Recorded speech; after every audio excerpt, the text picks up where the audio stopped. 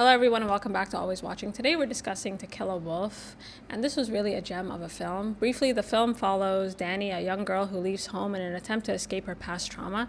This was a very solid debut by director-writer Kelsey Taylor. It is a modern reimagining of Little Red Riding Hood, which explores trauma and redemption. We are introduced to a reclusive woodsman whose life is turned upside down when he saves an unconscious young girl in the woods. The movie is not entirely unpredictable, but its tight structure, strong performances, and impeccable execution make it totally engrossing. Kelsey takes Little Red Riding Hood, a story very much steeped in idealism, and grounds it in our very harsh reality, one that is not as black and white, and one in which finding safety sometimes means leaving home and learning how to trust yourself. The relationship between the woodsman and Dani develops very organically and believably. He saves her, and in turn she trusts him, and although they don't know that much about each other, instinctively they can rely on each other. And the film develops Dani and the woodsman's relationship just enough for us to appreciate Dani's fear and the woodsman's growing concern for her safety. When we learn where Dani is from and who she's afraid of, it does come as a bit of a shock. The surprise deepens the more we learn about the woodsman's past, and this casts a shadow over their relationship, risks destroying this fragile bond that they had created. After losing her mother, Dani moved in with her aunt and her husband, and on the surface it appears as though she's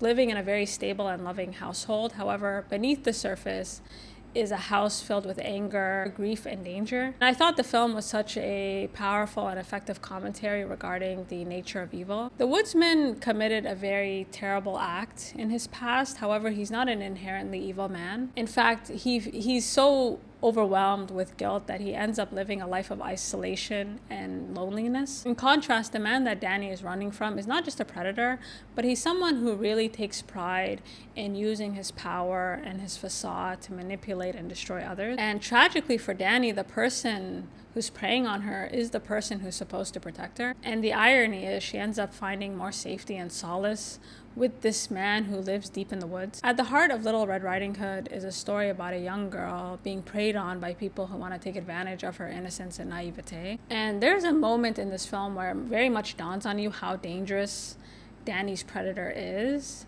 And it honestly feels like the film could take a much darker turn. And what's ironic about this modern reimagining of Little Red Riding Hood is the threat does not come from a stranger. It comes from someone that Dani knows. Ironically, it's not until she leaves home and is forced to rely on her instincts that she's able to find safety. And this safety comes from a total stranger. And this underscores a very important lesson, which is the importance of trusting yourself before people can take full advantage of you. And although Dani is shaken to her core, this stranger not only saves her, but he restores her faith in humanity and gives her the hope that there is more good in this world than evil, and that her naivete is not actually a weakness, but a strength. And this was such a fantastic film. Again, it's just such a solid and impressive debut. I was totally sold on it. So if you get a chance to see it, please do. And until next time.